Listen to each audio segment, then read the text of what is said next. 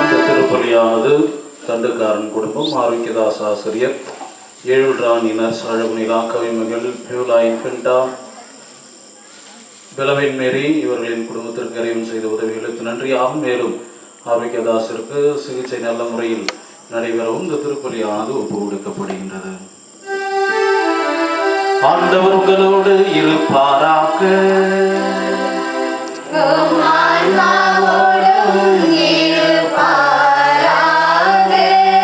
புனித லூக்கா எழுதிய பரிசுத்த நற்செய்தியிலிருந்து வாசகம்.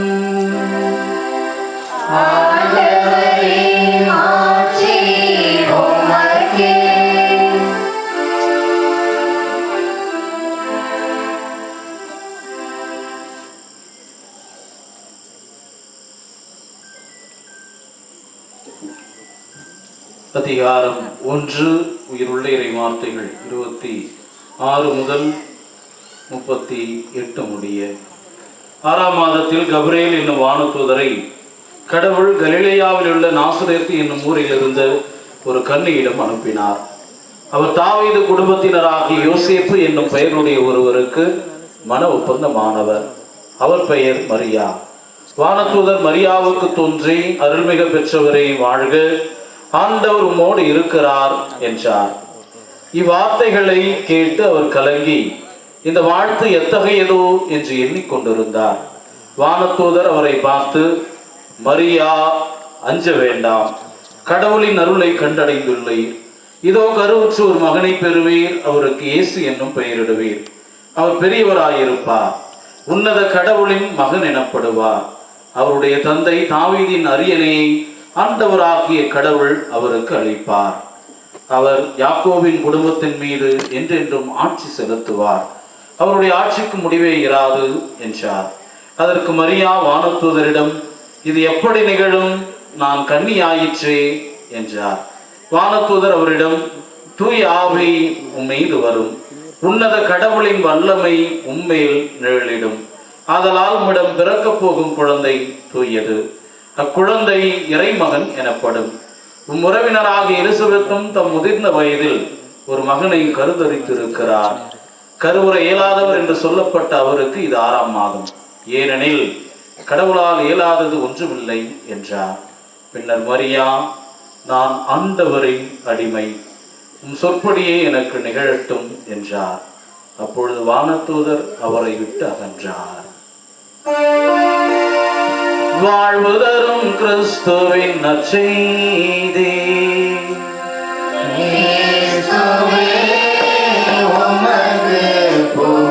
எங்களுக்குள் ஆசி பெற்றவர் நீர். பிரியமான சகோதர சகோதரிகளே, எல்லாம் நல்லா இருக்கீங்களா? ரொம்ப நாள் ஆச்சு உங்களெல்லாம் பார்த்து. நல்லா இருக்கீங்களா? எல்லாரும் சத்தத்தை காணுங்க, கேட்கல. ஷாக் அடிக்குதுமா? என்னாச்சு? செக் பண்றோம். ஓகே ஓகே, நான் தொடல, பரவாயில்ல.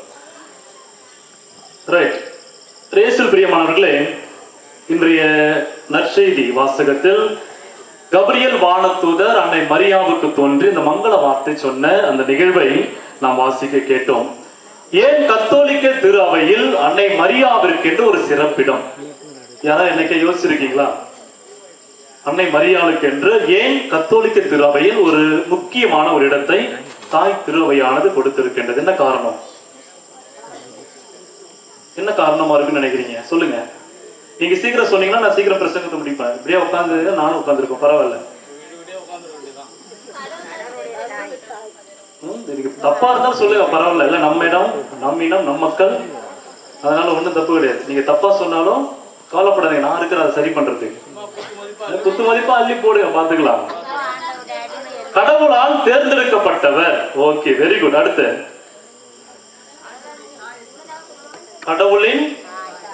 கடவுளின் தாய் என்று அழைக்கப்பட்டார். அது ரொம்ப நாளைக்கு அப்புறம் தான், 1950 தான் கடவுளின் தாய் என்று திருச்சபை அன்னை மரியாவை பிரகடனம் செய்தது இல்லையா? அதுக்கு முன்னாடி நிறைய விஷயங்கள் இருக்கு. ஓகே, ஆனா நீங்க சொன்னது உண்மை இல்லையா? அது முன்னாடியே யார் சொல்றாங்க? எலிசபெத் அம்மா சொல்றாங்க, என் ஆண்டவரின் தாய் இடத்தில் வர நான் யார் அப்படின்னு கேட்கிறாங்க. அப்பவே அவர் கடவுளின் தாய் என்று நிர்ணயிக்கப்பட்டது. ஓகே, வேற என்ன காரணமா இருக்குன்னு நினைக்கிறீங்க? ஏன்னா ஒருத்தர் தான் சொல்லணும், கும்பல்ல கோயந்ததான் சொல்ல. ஜென்ம பாவம் செய்யாதவங்களா? ஜென்ம பாவம் இல்லாமல்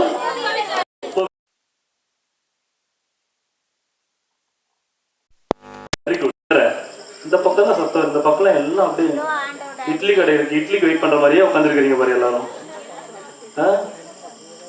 என்ன என்ன காரணமா இருக்குன்னு நினைக்கிறீங்க? சொல்லுங்க. இதோ ஆண்டவரின் அடிமை என்று தன்னை முழுமையாக ஆண்டவருக்கு அர்ப்பணித்தார். சரி, ஓகே. யாருக்குள்ள பைபிள் இருக்கா? இவ்வளவு நேரம் நல்லா தானே போயிட்டு இருந்துச்சு. என் மக்கள்கிட்ட அது மட்டும்தான் இருக்காது. கையில போன் இருக்கா? அது இன்ஸ்டாகிராம் இருக்கா? வாட்ஸ்அப் இருக்கா? ஸ்னாப் சாட் இருக்கா? பேஸ்புக் இருக்கா? பைபிள் இருக்கா? அது மட்டும் இருக்காது. இருக்கா? பைபிள் வச்சிருக்கிறவங்க தயவு செஞ்சு ஓபன் பண்ணுங்க. சாமி, நான் முத ஆப்ஷன் இதுதான், பைபிள் தான் எனக்கு. பைபிள் வச்சிருக்கிறவங்க பைபிள் ஆப் இருக்கான்னு கேக்குறியா? இருக்கு இருக்கு, அப்படியே ஒண்ணு இருக்கு. பைபிள் ஆப் ஒண்ணு இருக்கு, திருவிவிலியம் அப்படின்னு போட்டீங்கன்னா வரும். அதில் ஓபன் பண்ணுங்க. லூக்கா நற்செய்தி 1ஆம் அதிகாரம். ஏன் அன்னை மரியாவிற்கு தாய் திரு அவையில் சிறப்பிடம் கொடுக்கப்பட்டது என்பதை நாம தெளிவா பார்ப்போம். சரிங்களா? நிறைய காரணங்கள் சொல்லலாம். சரிங்களா? முதல் காரணம், ஆண்டவர் அவரை தேர்ந்தெடுத்தாருங்க சொன்னாங்க. ஆண்டவரால் தேர்ந்தெடுக்கப்பட்டவர் முதல் காரணம். இரண்டாவது காரணம், ஜென்ம பாவம் இல்லாமல் உற்பவித்தவர். அந்த ஜென்ம பாவமே இல்லாமல், அந்த கரையே இல்லாமல் அன்னை மரியாவை ஆண்டவர் பாதுகாத்தார். அதான் உண்மை இல்லையா? இரண்டாவது. சரி, இப்போ படிப்படியா போகணும். யார் இந்த மரியா? யார் இந்த மரியா? விவிலியத்தில் என்ன சொல்லப்பட்டிருக்கு எடுத்துக்கலாம். லூக்கா நற்செய்தி 1ஆம் அதிகாரம் 27வது வசனம் படிங்க. 26ல இருந்து படிங்க. 26ல இருந்து படிங்க. வச்சிருக்கீங்களா? அதாவது படிங்க.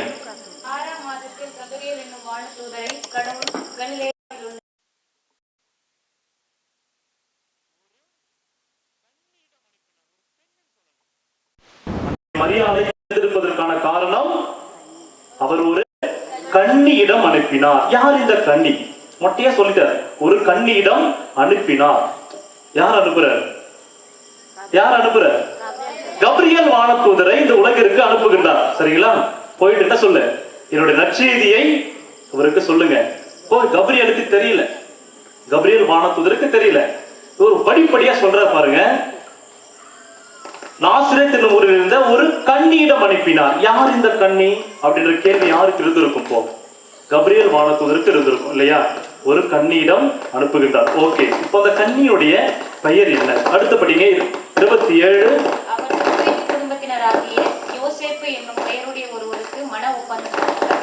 பாருங்க, படிப்படியா வர்றார் கடவுள். சும்மா அப்படியே போயிட்டு இந்த வார்த்தை சொல்லு அப்படின்லாம் சொல்லல.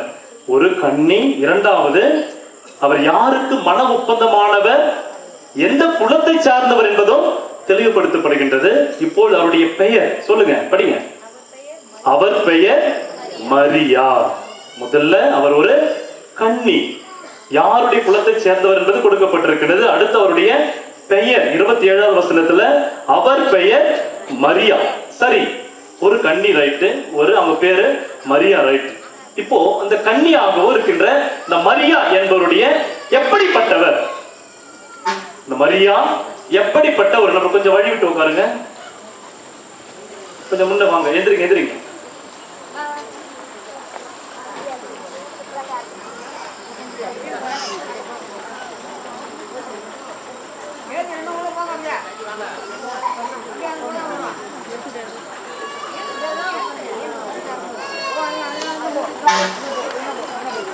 என்ன ஆச்சு அப்படின்னா, ஒரு கன்னி அப்படின்னு தெரிஞ்சது. அந்த கன்னியுடைய பெயர் மரியா என்பதும் தெரிந்து விட்டது. யாருக்கு மன ஒப்பந்தமானவர், எந்த குலத்தை சேர்ந்தவர் என்பதும் தெரிய வந்து விட்டது. இப்பொழுது முதல் ஆசீர்வாதம் அந்த பெண்ணுக்கு கொடுக்கப்படுகின்றது, மரியாவுக்கு கொடுக்கப்படுகின்றது.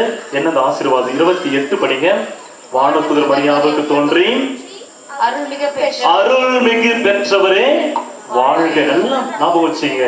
கடவுளால் ஒரு பெண்ணுக்கு கொடுக்கப்பட்ட மிகப்பெரிய ஒரு ஆசீர்வாதம் அன்னை மரியாளுக்கு மட்டுமே கொடுக்கப்பட்ட அந்த ஆசீர்வாதம். என்ன அந்த ஆசீர்வாதம்? அருள்மிகு பெற்றவரே வாழ்க. யாருடைய வாயிலிருந்து வருகின்ற வார்த்தைகள்? கடவுளுடைய வாயிலிருந்து வருகின்ற வார்த்தை. சரிங்களா? நல்ல ஞாபகம் வச்சுங்க, இது கப்ரியலுடைய வார்த்தைகள் அல்ல, மாறாக கடவுளுடைய வார்த்தை.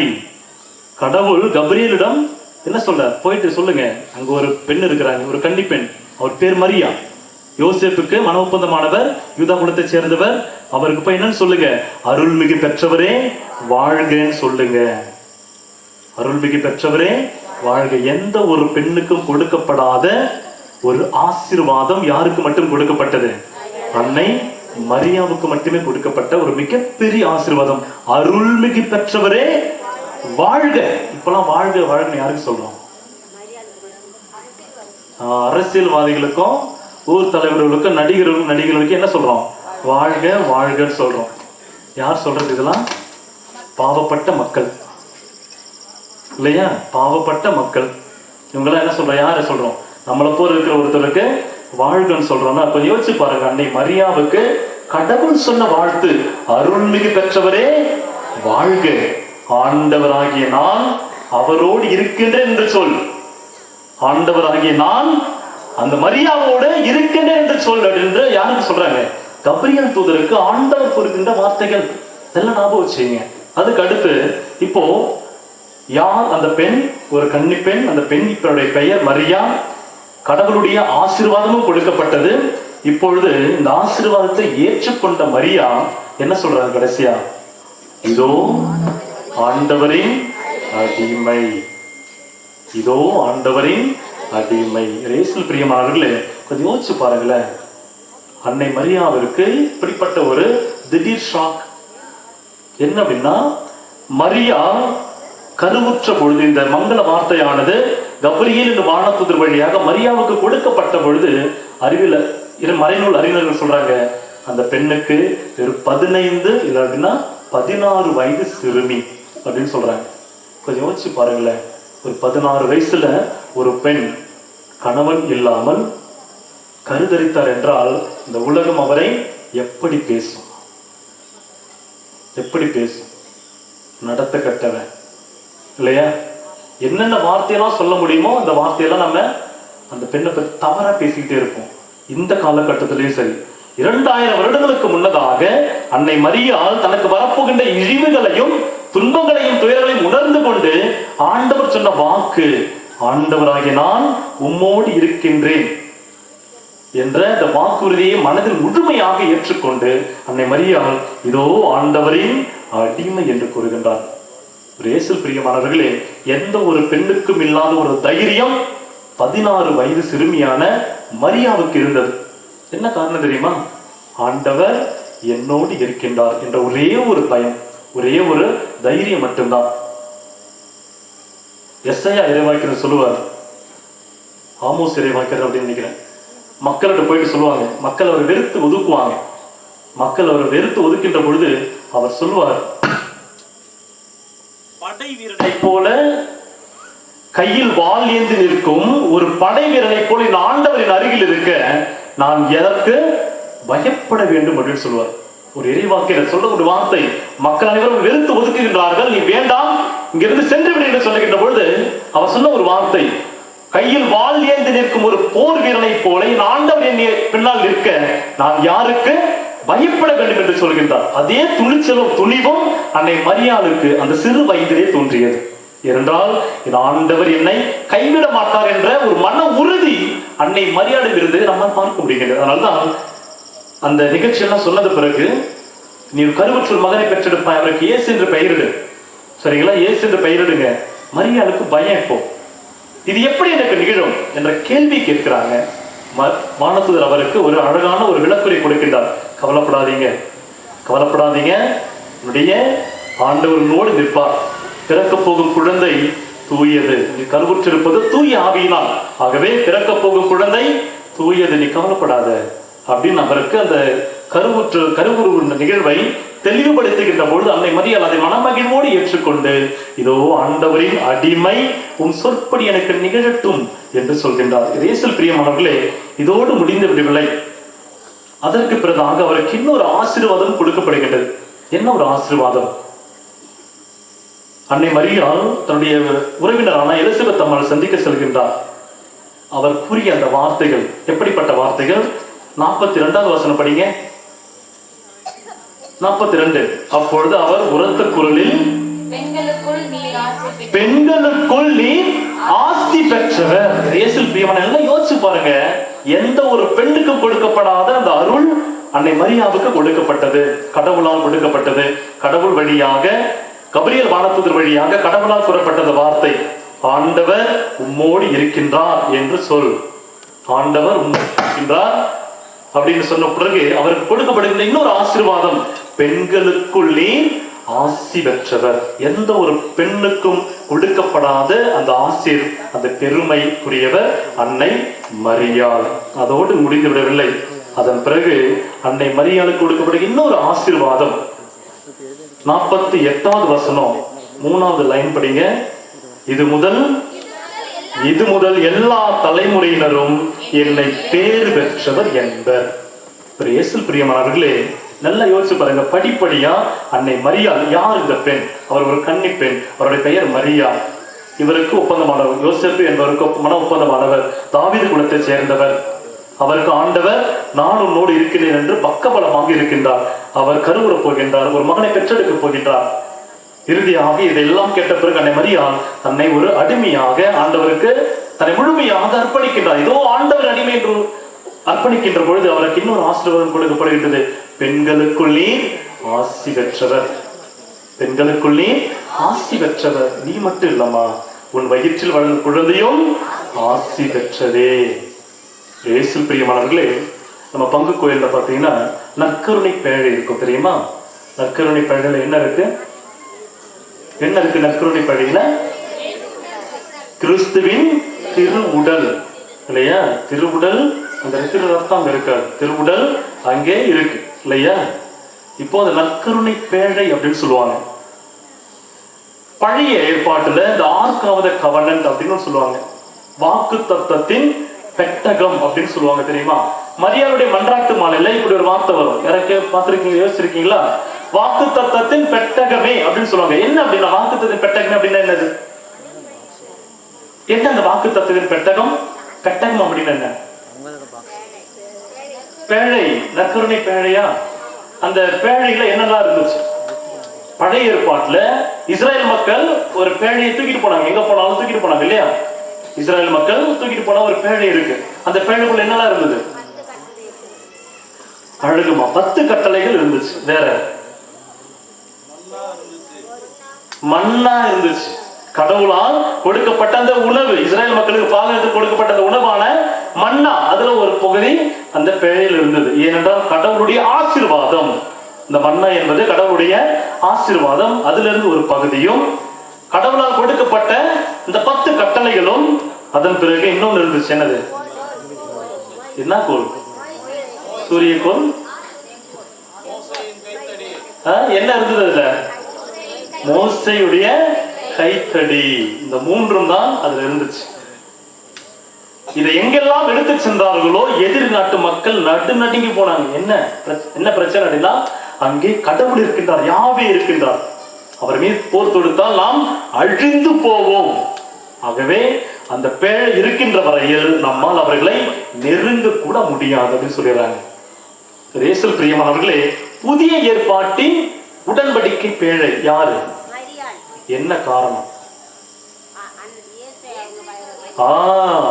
இயேசுவை தன் வயிற்றில் சுமந்த பாக்கியம் பெற்றவர் அன்னை மரியா. கொஞ்சம் யோசிச்சு பாருங்க. அந்த பழைய ஏற்பாட்டில் இருக்கின்ற பேழையில கடவுளுடைய பிரசன்னம் இருந்தது, கடவுளுடைய ஆசீர்வாதமாக இருந்த அந்த பொருட்கள் இல்லையா? மன்னா, 10 கட்டளை மற்றும் மோசேயுடைய அந்த கோல் இருந்தது. ஆனால் இறை மகனையே தன்னுடைய வயிற்றில் சுமக்கக்கூடிய பாக்கியம் பெற்றவர் அன்னை மரியா. அதான் சொல்றாங்க, பெண்களுக்குள் நீர் ஆசி பெற்றவர். பெண்களுக்குள் நீர் ஆசி பெற்றவர்.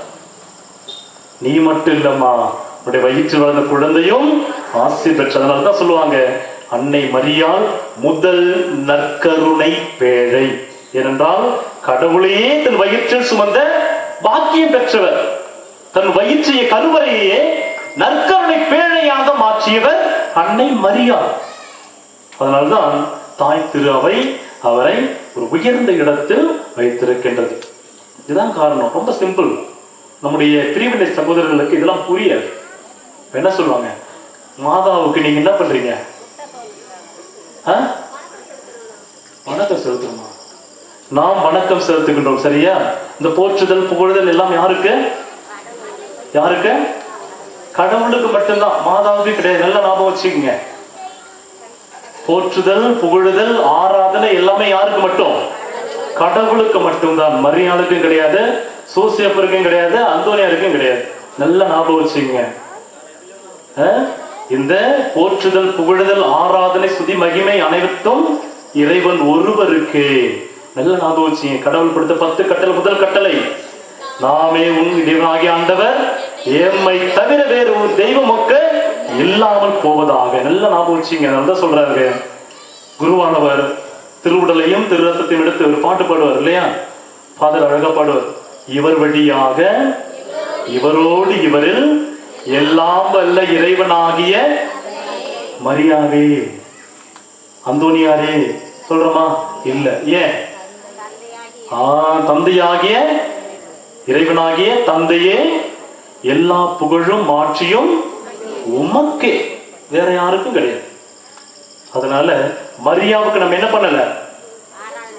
ஆராதனை செலுத்தல, போற்றுதல் இல்ல, புகழுதல் இல்ல.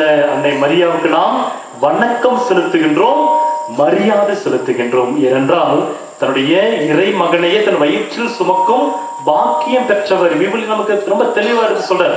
புனித லூக்கா நற்செய்தியாளர், பெண்களுக்குள் நீர் ஆசிர் பெற்றவர், வயிற்றில் வளரும் குழந்தையும் ஆசிர் பெற்றது. இது முதல் எல்லா தலைமுறையினரும் என்னை பேறு பெற்றவர் என்பர். வேற ஒண்ணும் கிடையாது. இயேசுவில் பிரியமானவர்களே, கடவுளால் தேர்ந்தெடுக்கப்பட்ட ஒரு பெண்மணி அன்னை மரியாள். அதனால்தான் தாய் திரு அவை அன்னை மரியாளுக்கு என்ற ஒரு உயர்ந்த இடத்தை கொடுத்திருக்கின்றது. நிறைய கோவில்ல பாத்தீங்கன்னா, நிறைய ஏன் உலகத்திலே பாத்தீங்கன்னா அன்னை மரியாளுக்கு தான் அதிகப்படியான கோவில்களும் திருத்தலங்களும் இருக்கு. எந்த கோவில்லையாவது பீடத்துக்கு மேல, அதாவது நற்கருணை பேழைக்கு மேல மரியாளுடைய சுரூபத்தை பார்த்திருக்கீங்களா? இங்க இருக்கா? எனக்கு தெரிஞ்சு கிடையாது. என்ன இருக்குங்க? மரித்த ஆண்டவருடைய திருச்சிலுவை இருக்கும். மரியா எங்க இருப்பாங்க? சைடுல இருப்பாங்க. சூசியப்பர் கோயில இருந்தா ஒரு பக்கம் மரியா, ஒரு பக்கம் சூசியப்பர். அந்தோனியார் கோயில இருந்தா ஒரு பக்கம் மாதா, இன்னொரு பக்கம் அந்தோனியார் இருப்பார். நடுவுல யார் இருக்கணும்? ஆண்டவர் ஆகிய இயேசு கிறிஸ்து. இப்போ நம்ம வீட்டுல எல்லாம் நிறைய படங்கள்லாம் இருக்கு பாத்தீங்களா? போட்டோஸ் எல்லாம் நிறைய வச்சிருப்பீங்க இல்லையா? யாருடைய போட்டோ நடுவுல வச்சிருப்பீங்க? நிறைய புனிதர்கள் போட்டோ வச்சிருக்கீங்க இல்லையா? அதுல யாரு போட்டோ நடுவுல இருக்கும்? நிஜமாவா? இறுதி ஆண்டவர் போட்டோ இருக்கும் நடுவுல, இரக்கத்தின் ஆண்டவர் போட்டோ இருக்கும் நடுவுல, அந்தோனியார் போட்டோ இருக்கும். நான் பார்த்திருக்கிறேன். என் மக்களே, என்கிட்டயே சொல்லக்கூடாது. ஒன்னு அற்புத மாதா போட்டோ இருக்கும், இல்ல அந்தோனியார் போட்டோ இருக்கும், லூர்து மாதா போட்டோ இருக்கும், பணத்து சின்னப்பர் போட்டோ இருக்கும், அந்த மூலையில இறுதி ஆண்டவர் போட்டோ இருக்கும். அப்படிதானே? இரக்கத்தின் ஆண்டவர் போட்டோ இன்னொரு மூலையில இருக்கும். இயேசுவில் பிரியமானவர்களே, ஆண்டவர் இயேசு கிறிஸ்துவின் வாழ்வின் மையமாக இருக்க வேண்டும். புனிதர்களும் திருத்தூதர்களும் நமக்கு ஒரு வழிகாட்டிகள். இறைவனை சென்றடைவதற்கு இவர்கள் அனைவரும் நமக்கு ஒரு வழிகாட்டிகளை தவிர இவர்கள் கடவுள்கள் அல்ல. நல்லா ஞாபகம் வச்சுங்க. மரியாள் கடவுள் அல்ல, கடவுளின் தாய். புனித அந்தோனியார் குழந்தை இயேசுவை கையிலிருந்து வரம் பெற்றவர். அந்தோனியார் கடவுள் கிடையாது. சூசியப்பர், புனித சூசியப்பர் தன்னுடைய வளர்ப்பு மகனாக எடுத்தவர். ஆண்டவர் இயேசு கிறிஸ்துவை தன்னுடைய கையில் இருந்து வரம் பெற்றவர். கடவுள் கிடையாது. சூசியப்பர் கடவுள் கிடையாது. அந்தோனியார் கடவுள் கிடையாது. மாதா கடவுள் கிடையாது. மாதா இறைவனின் தாய், கடவுளின் தாய். இயேசுவில் பிரியமானவர்களே, அதனால தான் சொல்றேன், அன்னை மரியாவிற்கு என்று தாய் திருவை ஒரு உயர்ந்த இடத்தை கொடுத்ததற்கான காரணம் இவைகள் தான். லூக்கா நற்செய்தி எடுத்து படிச்சு சொல்லுங்க, நம்முடைய பிரிவினை சகோதரர்களுக்கு சொல்லுங்க. இந்த வார்த்தைகளுக்கு விளக்கம் கேளுங்க. இந்த வார்த்தைகளுக்கு விளக்கம் சொல்லிட்டாங்கன்னா அவங்க உண்மையில் கிறிஸ்தவர்கள், ஏற்றுக்கொள்ளலாம். அவர்கள் கத்தோலிக்கர்கள் என்று இருக்க வேண்டும் என்று கிடையாது. ஆண்டவர் ரொம்ப தெளிவா சொல்றார், என்னை சாராதவர் எனக்கு எதிராளியாக இருக்க மாட்டார். என்னை சாராதவர் எனக்கு எதிராளியாக இருக்க மாட்டார். கவலைப்படாதீங்க, நல்லது செய்யட்டும், விட்டுடுங்க. அவர் எனக்கு எதிரி கிடையாது. என் பெயரை பொருட்டு அவர் ஒரு நல்ல விஷயம் செய்யறாரா, விட்டுடுங்க, செய்யட்டும். அவர் எனக்கு எதிரி கிடையாது. எல்லாம் ஞாபகம் வச்சுங்க. இந்த பெந்தகோஸ்து சபையில் இருக்கிறவங்களும் சொல்ல ஒரு பிரிவினை சபைகளும் நம்முடைய எதிரிகள் கிடையாது. அவர்களும் இறை ஊழியர்கள். ஆனால் அவங்க என்ன ஏத்துக்க மாட்டாங்க? மாதாவை ஏத்துக்க மாட்டாங்க. ஆனா பைபிளை ஏத்துக்கிறாங்க. பைபிள்ல யாருக்கு முக்கியத்துவம் கொடுக்கப்பட்டிருக்கின்றது? திருப்பலியில யாருக்கு முக்கியத்துவம் கொடுக்கப்பட்டிருக்கின்றது? ஆண்டவர் இயேசு கிறிஸ்துவிற்கு. இதோ இறைவனின் செம்மறி, இதோ உலகின் பாவங்களை போக்குகின்றவர் அப்படின்னு ஆண்டவரை முன்படுத்தி சொல்கின்றவரை தவிர மரியாவை அல்ல. மரியாவுக்கு நாம் திருவிழா எடுக்கிறோம். நிறைய கோவில்கள் திருவிழா எடுக்கிறோம். ஒவ்வொரு நாளும் ஒவ்வொரு திருவிழா. ஆண்டு முழுவதும் அன்னையோடு அப்படின்னு சொல்லி ஒரு புத்தகம் இருக்கு. அந்த புஸ்தகத்துல ஒவ்வொரு நாளும் ஒரு மரியாவுடைய பெயர் இருக்கும். எத்தனை மரியாவுடைய மாதாவுடைய பேர் உங்களுக்கு தெரியும்? சொல்லுங்க. நமக்கு தெரிஞ்சு எத்தனை மாதா பேர் சொல்லுவோம்? லூர்து மாதா, சகாய மாதா, அப்படியே ஆ வரிசையில் சொல்லுங்க பார்ப்போம். அடைக்கல மாதா, ஆறுதல் மாதா, இருதய மாதா, இன்னருள் மாதா, அமலர்ப்பு மாதா, அருளொளி மாதா, சகாய மாதா, சலேத்து மாதா, இன்னருள் மாதா, இருதய மாதா, லூர்து மாதா, வேளாங்கண்ணி மாதா, பூண்டி மாதா, யாகுல மாதா, மகிமை மாதா. இவைகள் அனைத்தும் மாதாவுக்கு கொடுக்கப்பட்ட பெயர்கள். சரியா? அற்புத மாதா, அற்புத மாதா விட்டீங்க பாத்தீங்களா? இன்னும் கோவில் ரெடி ஆகல, அதனால விட்டீங்களா? ஆரோக்கிய மாதாவே விட்டீங்க. ஆரோக்கிய மாதா இருக்கிறாங்க. சரியா? இவைகள் அனைத்தும் மாதாவுக்கு கொடுக்கப்பட்ட பெயர்கள். இப்ப நான் இருக்கிற பங்குல பெரிய பிரச்சனை போயின்னு இருக்கு. ஒண்ணும் கிடையாது. ஒரு பக்கம் பனிமய மாதா, இன்னொரு பக்கம் இரக்கத்தின் மாதா. அந்த கோயில இருக்கு இந்த கோயிலுக்கு வர மாட்டாங்க, இந்த கோயில இருக்கு அந்த கோயிலுக்கு போக மாட்டாங்க. நடுவில் மாட்டி நிக்க நாங்க 2 பேரும் சாமியார். நான் ஒரு பக்கம் பூசை வைக்கணும், ஒரு பக்கம் பூசை வைக்கணும். கொஞ்சம் யோசிச்சு பாருங்க. ஞாயிற்றுக்கிழமை 6 பூசை, காலையில 6 மணிலேருந்து 12 மணி வரைக்கும் பூசை இருக்கும் 2 கோயில்லையும். சாயங்காலம் 6 மணிக்கு 2 கோயில் ஒரே இடத்துல பூசை. ஆனா மக்கள் தான் யாரும் இருக்க மாட்டாங்க. 2 பேர் வருவாங்க பூசைக்கு. வேற வழி இல்லை, பாட்டு பூசை வச்சுதான் ஆகணும். இல்லையா? இல்லைன்னா அப்படி உட்காந்து கேட்பாங்க, ஏன் சாமியார் பாசு போட்டு வராதா? பாசு போட்டா பாசு பூசை பாட்டு என்ன வாங்கி கொள்றது? பாட்டு பூசை வைக்க சாமியாருக்கு வராதா? நல்லா தானே பாடிட்டு இருந்த காலையில, பாட நடக்கும். இதெல்லாம் நடக்கும். ரேசல் பிரியமானவர்களே, மாதாவிற்கு பல பெயர்கள் இருக்கலாம், ஆனால் அவர் இறைவனின் தாய். ரேசல் பிரியமானவர்களே, ஏன் அன்னை மரியா இந்த உலகிற்கு தாயாக கொடுக்கப்பட்டார் என்பதற்கும், அன்னை மரியாவை ஏன் நாம் முதன்மைப்படுத்தி பேசுகின்றோம், மற்ற புனிதர்களை விட அன்னை மரியாவிற்கு ஒரு சிறப்பிடம் இருப்பதற்கு காரணங்கள் இவைகள் தான். கடவுளால் தெரிந்து கொள்ளப்பட்டவர், கடவுளால் அழைக்கப்பட்டவர், கடவுளால் பாதுகாக்கப்பட்டவர், கடவுளால் ஆசீர்வதிக்கப்பட்டவர். பெண்களுக்குள் ஆசீர் பெற்றவர் நீரே என்று கடவுளால் வாயார சொல்லப்பட்டவர். அருள் நிறைந்த மரியே வாழ்க என்று கடவுளே சொல்லப்பட்ட ஒரு பெண்மணி அன்னை மரியா. அதனால்தான் அன்னை மரியாவிற்கு தாய் திருவை ஒரு மிகப்பெரிய ஒரு இடத்தை கொடுத்து வைத்திருக்கின்றது.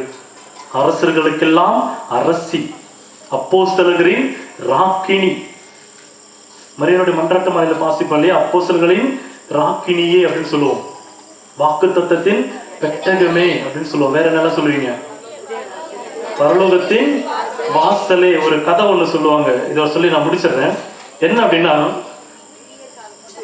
ஓகே ஏதோ ஒண்ணு விஜய் காலத்து நட்சத்திரமே இதெல்லாம் வரும்.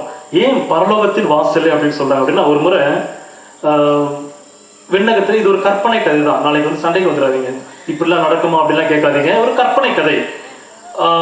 பேதுருக்கிட்ட இயேசுநாதர் சண்டைக்கு போறாரு. பேதுருக்கிட்ட இயேசுநாதர் சண்டைக்கு போறாரு. என்ன காரணம் அப்படின்னா, என்ன நான் சொன்ன மக்கள் வேண்டாம்னு சொல்லி ஒதுக்கிய, அதாவது பாவம் செய்தவர்கள் எல்லாம் இங்க மோட்சத்துல நிறைய இடம் ஃபுல்லாயிடுச்சு, எப்படி மக்கள் எல்லாம் உள்ள வராங்க? பேதுருக்கு தெரியல, ஆண்டவரே உமக்கு என்னை பற்றி நன்றாகவே தெரியும், உமக்கு என்னை பற்றி நன்றாக தெரியும், எனக்கு தெரியல அப்படின்னு சொல்லிட்டார். அப்படியே சொல்லி 2 பேரும் போயிட்டு பேசிட்டு இருக்கும்போது அந்த பக்கம் பார்த்தா ஒரு பெரிய ஜெபமாலையில அன்னை மரியாள் மன்றாட்டு சொல்லிட்டு இருக்கிறாங்க. அந்த ஜெபமாலை வழியாக ஒவ்வொருத்தரும் என்ன பண்றாங்களா, ஏற்றி இந்த பக்கம் இறக்கிட்டு இருக்கிறாங்க. இயேசுவில் பிரியமானவர்களே, ஒரு சின்ன கற்பனை கதையாக இருக்கலாம். ஏன் இந்த செயலை இவர் இப்படி சொல்லுகிறார் என்றால், அன்னை மரியாள் யாரையும் வெறுத்து ஒதுக்கவில்லை. அதே போன்ற ஆண்டவர் இயேசு கிறிஸ்து யாரையும் வெறுத்து ஒதுக்குவது கிடையாது இல்லையா? நம் அனைவரையும் அன்பு செய்ய வேண்டும் என்று கூறுகின்றார்.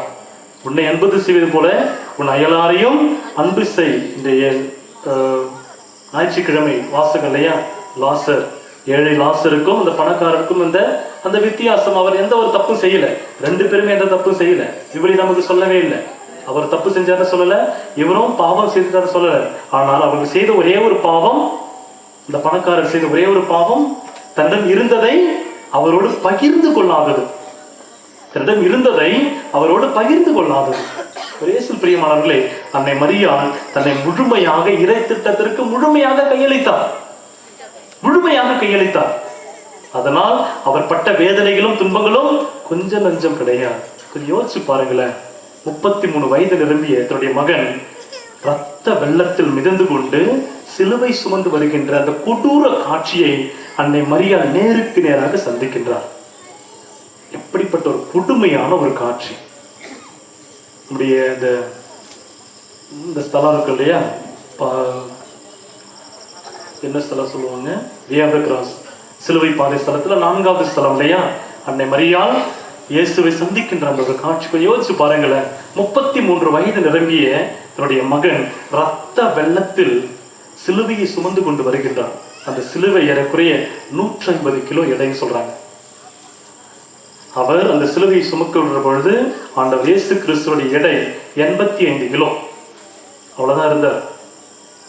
அவர் கொடுக்கப்பட்ட சிலுவை அவரை விட 2 மடங்கு 150 கிலோ எடையை சுமந்து கொண்டு அவர் கல்வாரி நோக்கி செல்கின்றார். அதன் பிறகு 13வது ஸ்தலத்தில் பார்த்தோம் என்றால், இறந்த தன்னுடைய மகனை மடியில் வைத்துக் கொண்டு கதறுகின்றார். இதை ஓவியமாக வரைந்த அந்த ஓவியர்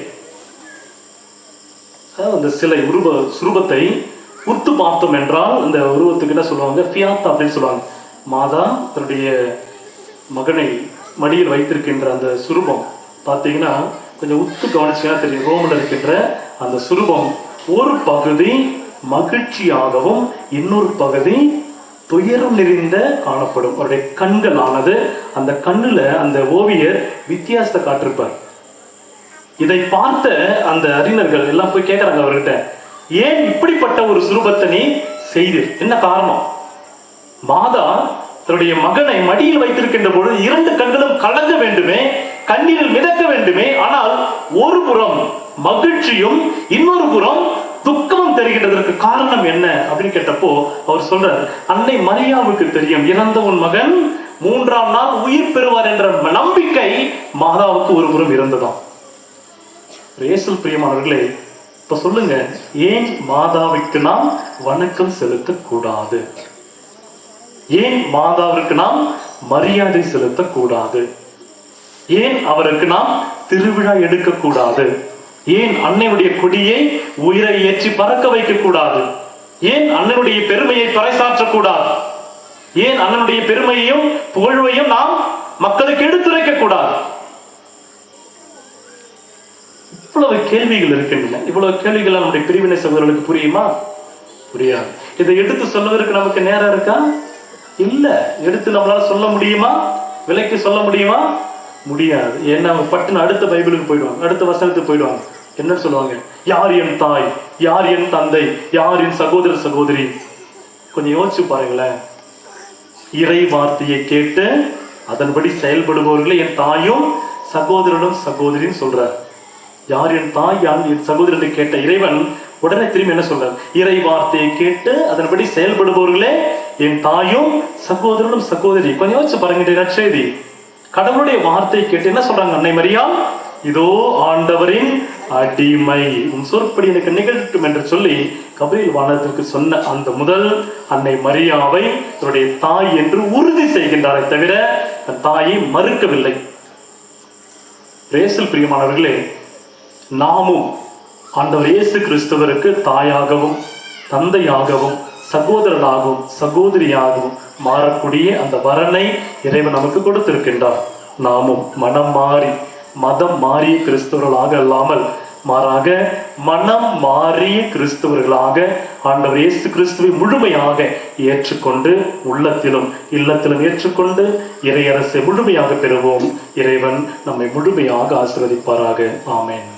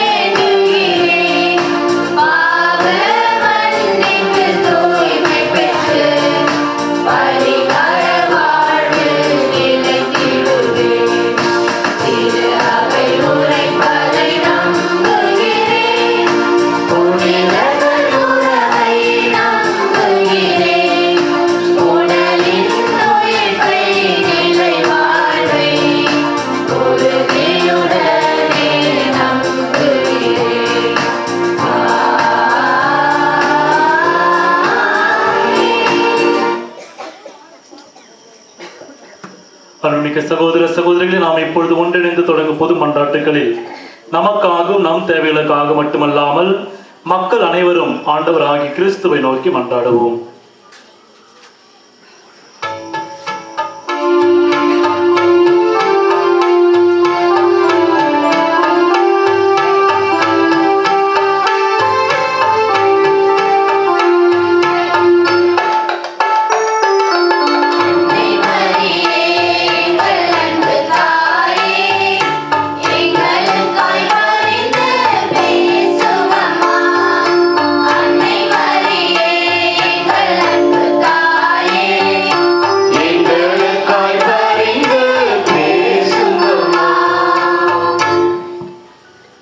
நிலை வாழ்வை பற்றி கொள்ள அதற்காகவே அழைக்கப்பட்டிருக்கிறாய் என தீமோத்தேயுவுக்கு எழுதிய முதல் திருமுகத்தில் பவுலடியார் அறிவுறுத்துகிறார்.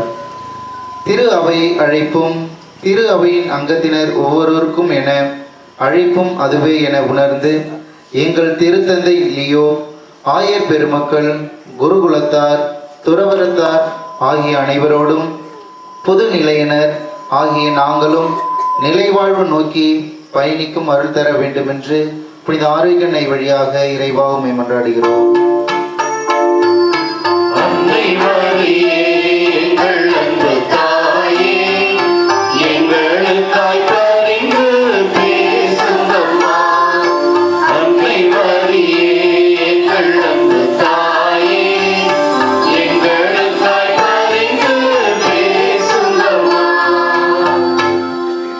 கடவுள் ஒருவரே வேந்தர், அரசர்க்கெல்லாம் அரசர் என்கிற இரண்டாம் வாசக கூற்றின் அடிப்படையில் உலகாளும் தலைவர்களுக்காகவும் எம் தேசத்தை ஆள்வோருக்காகவும் கொண்டாடுகிறோம். அநீதியின் செயல்கள் அறவே ஒழித்து அமைதியின் பாதையை தேர்வு செய்து மாந்தர் அனைவருக்கும், குறிப்பாக எளியோருக்கும் வறியோருக்கும் நலிவுற்றோருக்கும் நலம் தருகின்ற நல்லாட்சி புரிய வேண்டும் என்று புனித ஆரோக்கியனை வழியாக இறைவா உம்மை மன்றாடுகிறோம். அன்னை மரியே எங்கள் அன்பு தாயே, எங்களுக்காய் பரிந்து பேசுங்கம்மா. அன்னை மரியே எங்கள் அன்பு தாயே, எங்களுக்காய் பரிந்து பேசுங்கம்மா. வறியோரை நசுக்கி எளியோரை ஒடுக்கி அநீதி புரிபவர்களின் அழிவு நிச்சயம் என்றுரைக்கும் முதல் வாசகம் உணர்த்துகின்ற உண்மையை உணர்ந்து மக்கள் அனைவரும் சிறப்பாக அதிகாரத்தில் இருப்போரும் சமுதாயத்தில் மேம்படுத்தப்பட்ட இடத்தில் இருப்போரும் பணம், அந்தஸ்து, சாதி, மதம், பாலினம், பிறப்பு, பின்புலம் ஆகிய காரணங்களை காட்டி எவரையும் கீழ்ப்படுத்தாமல் அனைவரையும் மாண்புடன் நடத்தும் அருள் தர வேண்டும் என்று புனித ஆரோக்கியனை வழியாக இறைவா உம்மை மன்றாடுகிறோம். அன்னை மரியே எங்கள் அன்பு தாயே, எங்களுக்காய் பரிந்து பேசுங்கம்மா. அன்னை மரியே எங்கள் அன்பு தாயே, எங்களுக்காய் பரிந்து பேசுங்கம்மா. கிறிஸ்துவ அழைப்பு பெற்றுள்ள நாங்கள் அனைவரும் பொருள் ஆசையிலின்றி தப்பி ஓடவும் நீதி, இறைப்பற்று, நம்பிக்கை, மன உறுதி, பணிவு ஆகியவற்றை நாடி தேடவும் குற்றச்சாட்டு சொல்லுக்கு இடந்தராமல் விசுவாச வாழ்வு எனும் போராட்டத்தில் ஈடுபடவும் உரிய காலத்தில் நிலை வாழ்வை பற்றி கொள்ளவும் அருள் தர வேண்டும் என்று ஆரோக்கியனிடம் மன்றாடுகிறோம். அன்னை மரியே எங்கள் அன்பு தாயே, எங்களுக்காய் பரிந்து பேசுங்கம்மா. அன்னை மரியே எங்கள் அன்பு தாயே, எங்களுக்காய் பரிந்து பேசுங்கம்மா. நம்ம ஒருவரின் தனிப்பட்ட தேவைகளுக்காக சிறிது நேரம் மௌனமாக ஜெபிப்போம். கொண்டு நாங்கள் இறைஞ்சி கேட்பவற்றை கனிவுடன் தந்திட வேண்டும் என எங்கள் ஆண்டவராகிய கிறிஸ்து வழியாக மன்றாடுகின்றோம்.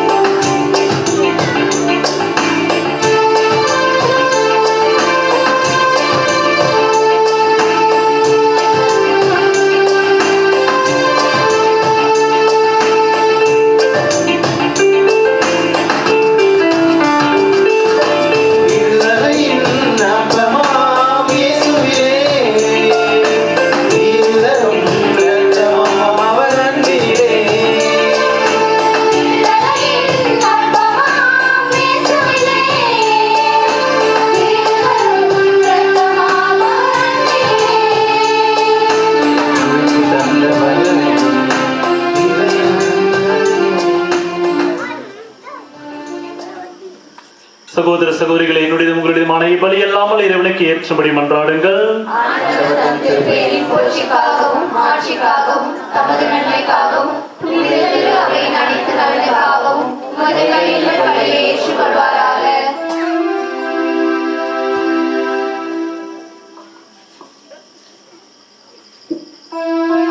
ஆண்டவரை எங்கள் இதை பற்றி காணிக்கைகளை ஏற்றருளும். உம் திருமகனுடைய மாபெரும் அன்பின் பலியின் நினைவு கூறும் நாங்கள் புனித கன்னிமரியாவின் எடுத்துக்காட்டை பின்பற்றி உமது அன்பில் அயலார் அன்பிலும் உறுதி பெறுவோமாக. எங்கள் ஆண்டவராகிய கிறிஸ்து வழியாக உம்மை மன்றாடுகின்றோம்.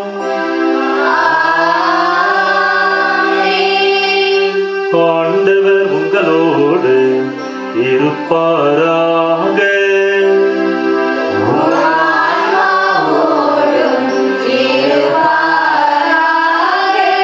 இதயங்களை மேலே எழுப்புங்கள்.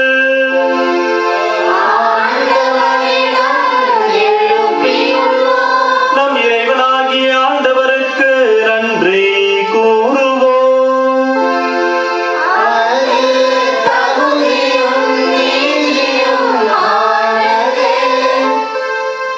ஆண்டவரே, தூயவரான தந்தையே, என்றும் உள்ள எல்லாம் வல்ல இறைவா, என்னாலும் எவ்விடத்திலும் நாங்கள் உமக்கு நன்றி செலுத்துவது எப்பொழுதும் கன்னியான புனித மரியாவின் விழாவில் நாங்கள் உம்மை போற்றி புகழ்ந்து மாற்றிப்படுத்துவது மெய்யாகவே தகுதியும் நீதியும் ஆகும். எங்கள் கடமை மீட்புக்குரிய செயலுமாகும். தூயாவின் நீளத்திலார்ந்த நம்முடைய திருமகனின் கருத்தாய் தமது கண்ணுமையின் மாட்சியில் நிலைத்து நின்று நிலையான ஒளியாக எங்கள் ஆண்டவர் இயேசு கிறிஸ்து உலகிற்கு அளித்தார். அவர் வழியாக மாண்பை வானத்துதர் புகழ்கின்றன, தலைமை தாங்கோர்மை வழிபடுகின்றன, அதிகாரம் செலுத்தும் திருமுன் நடுங்குகின்றன. வானங்களும் அவற்றுள்ள ஆற்றல்களும் செராபீன்களும் ஒன்று கூடிய கழித்து கொண்டாடுகின்றன. அவர்களோடு எங்கள் குரலையும் சேர்த்துக் கொள்ளுமாறு நாங்கள் உம்மை தாமிருந்து புகழ்ந்து ஒரே குரலாய் பாடுவதாவது.